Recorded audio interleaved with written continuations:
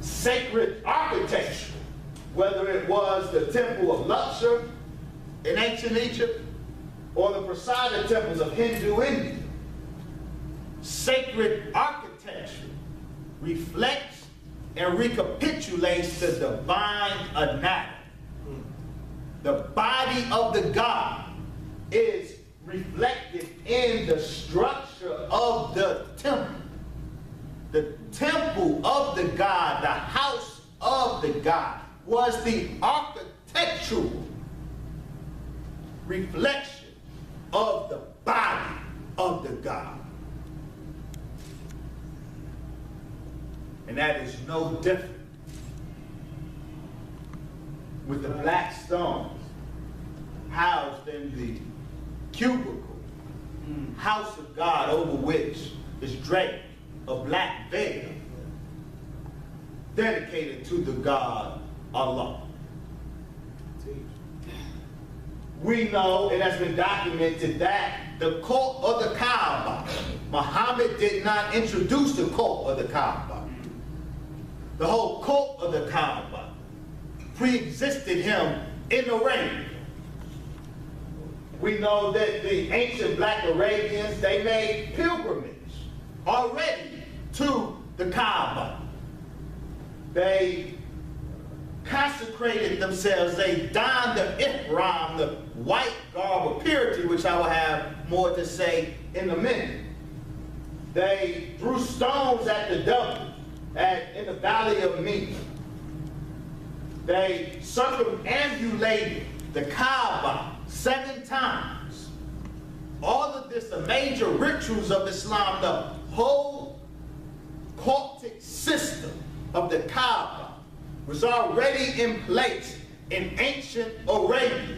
That is to say, the black Arabians, worshippers of the black God Allah, are the ones who established the cult of the Kaaba in Arabia. And she got the Dia. Notes, and he is correct, concludes that the religion of ancient Arabia was of Cushite origin.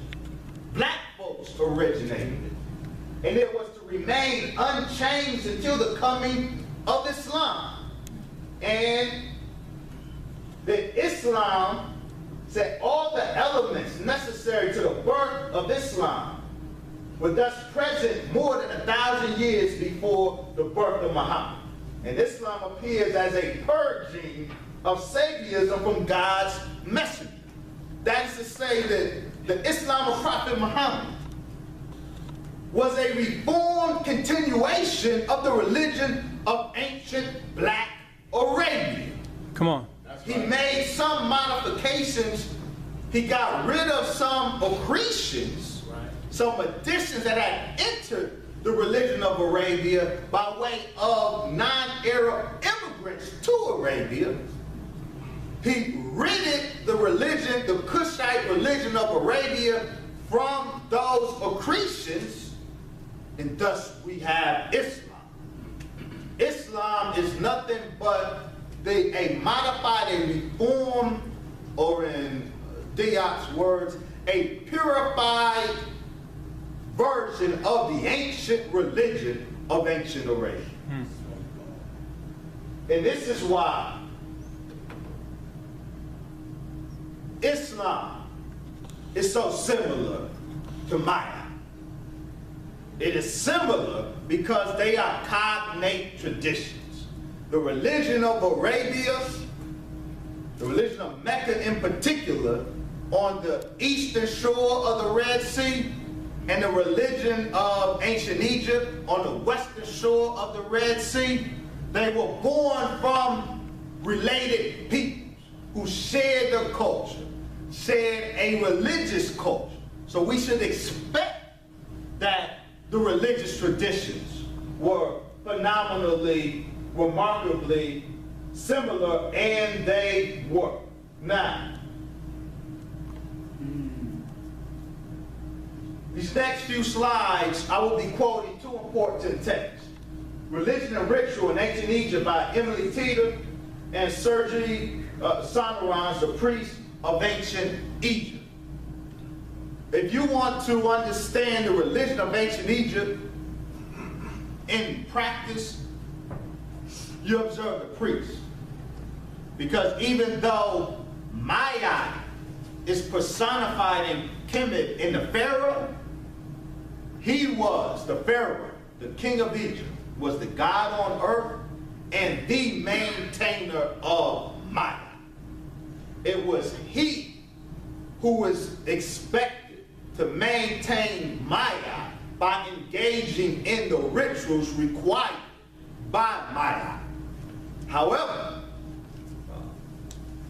he rarely ever did.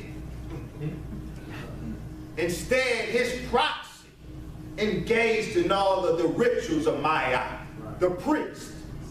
So in the temples, in the temple inscriptions, we always see the Pharaoh engaging in the rituals before the gods, but he rarely ever engages in those rituals. In real life, it's the priest engaging in the rituals reflected on the wall.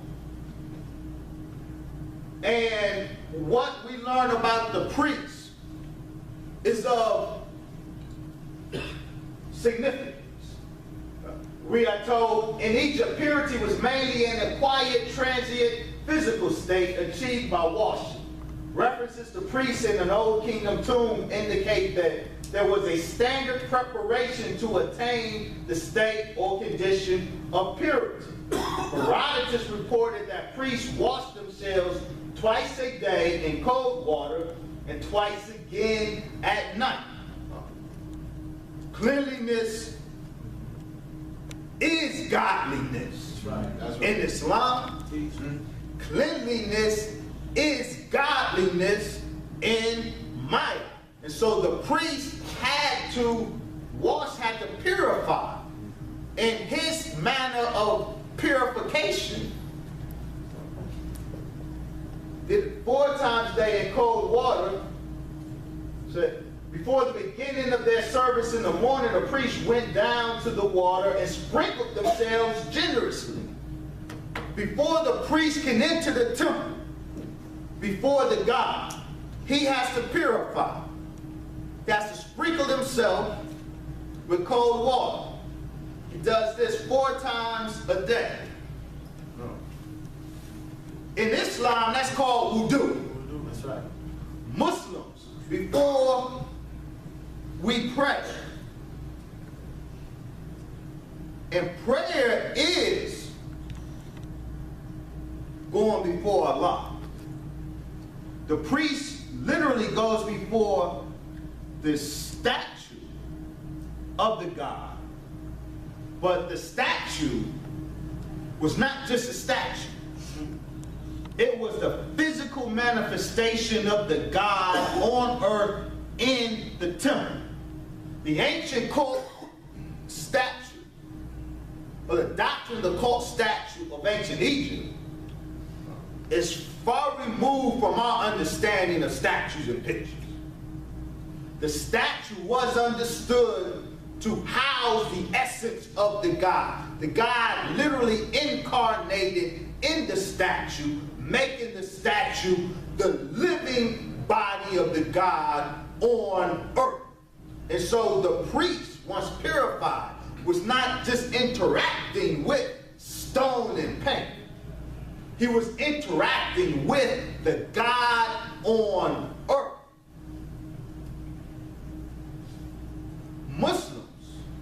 When Muslims pray, are really interacting with God on earth. Prophet Muhammad, peace be upon him, was asked in the famous Hadith of Jibril. The angel asked him, what is it saying? The prophet answered that it's saying is to pray to Allah as if you see him. For if you see him, for whether you see him or not, surely he sees you. Muslims are told not to spit in front of them because Allah is in front of us while we pray. Just like the statue Just like the God was in front of the priest.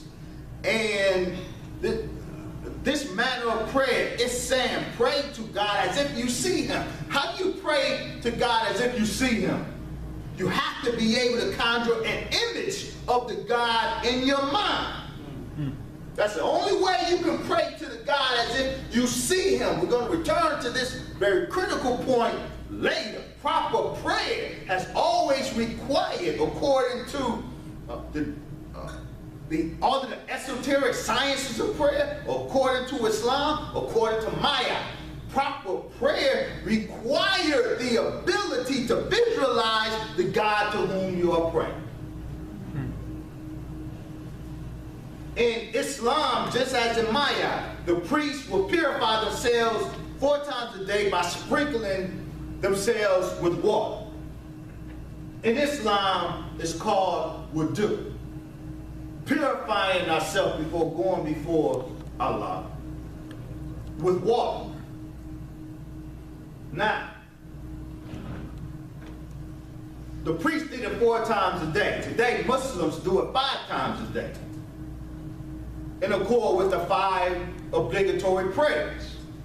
But the Quran mentions 4 prayers, right, and therefore 4 occasions to purify and make wudu.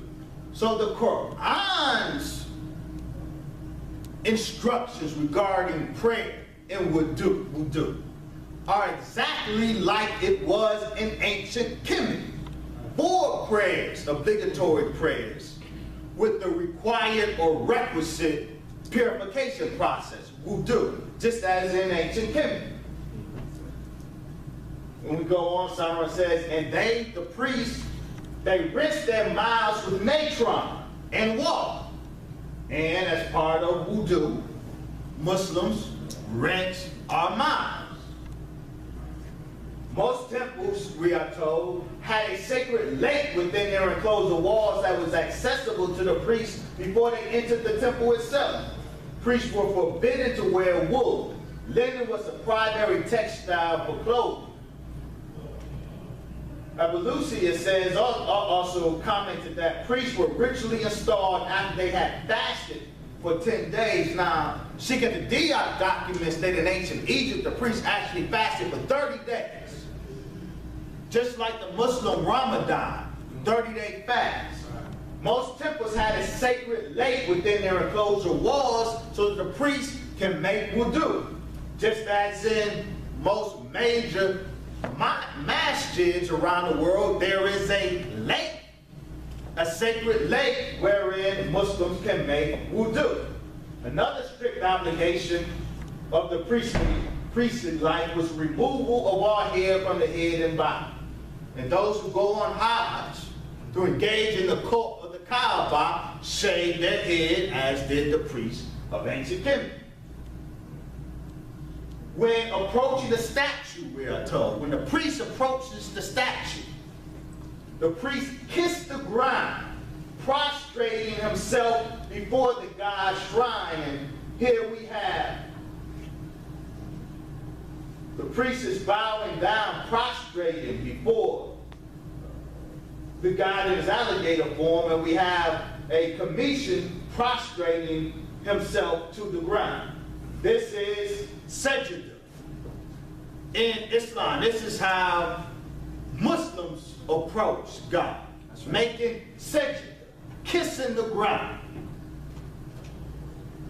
The arms, the priest, as he's before the God incarnated in the statue, his arms hanging at his side in an attitude of respectful humility. The priest then prayed, reciting formulas 4 times, once to each cardinal direction. So the priest, after making wudu, stands before his God, praying like so. Who saw Muslims pray? This is what you think of, no? Muslims pray. Muslims pray today like so. that may seem to be a slight deviation from how it was done in Maya. However, according to an important school of Islamic legal thought, the Maliki school, which traces its practice to Medina, the Medina of Prophet Muhammad, they claim that Prophet Muhammad did not pray like this. They claim that Prophet Muhammad prayed like this, exactly as the priest prayed before the God in ancient Egypt. We learned that, to speed it up, in ancient Lower Egypt, at the temple of Neith, the goddess Neith, a replica of the god Osiris was brought out of the temple, and the priest will circumambulate the temple of Neith 7 times with this replica of the god Osiris. That circumambulation is a circumambulation of the Kaba 7 times. Diop says it is remarkable. Now,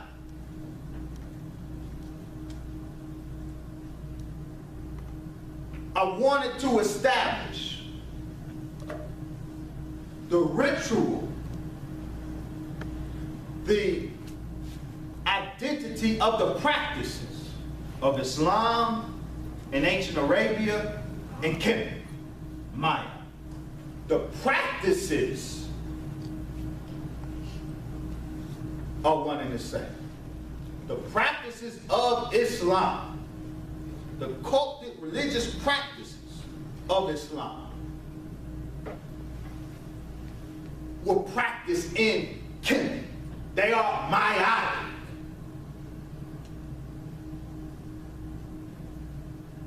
It is remarkable, Dr. Diop tells us, that many Arabic religious terms can be obtained by a simple combination of the 3 Egyptian ontological notions, Ba, Ra, Ka.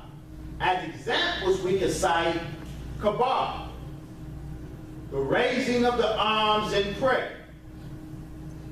As in Maya, so in Islam. He cites also Raka, the action of placing the forehead on the ground. As in Maya, so in Islam. This is a Raka. And he cites Kaba, the holy place in Mecca. Now the theology. And inshallah, 20 minutes, then I can wrap this up and open it up to question and answer. I need to lay the base, the ritualism of Islam. It's the same as the ritualism of Maya. They are cognate religions. Now, Orthodox Muslims, confronted with that reality, would like to say, because one would think, well, if the practices were simple, then the theologies that undergird the practices were simple. Right. Orthodox Muslims, or so-called Orthodox Muslims, my Sunni, Shiite, Sufi family, would like to believe that no, in as much as the practices may be the same. They would like to think Islam purged the theology. They would like to think that whereas these rituals were done in honor of a black god and Maya, that in Islam is done on behalf of a spook god. And Rafiq Bilal and Thomas Goodwin wanted to make that case in Egyptian sacred science and Islam. But now we know that such a case can absolutely not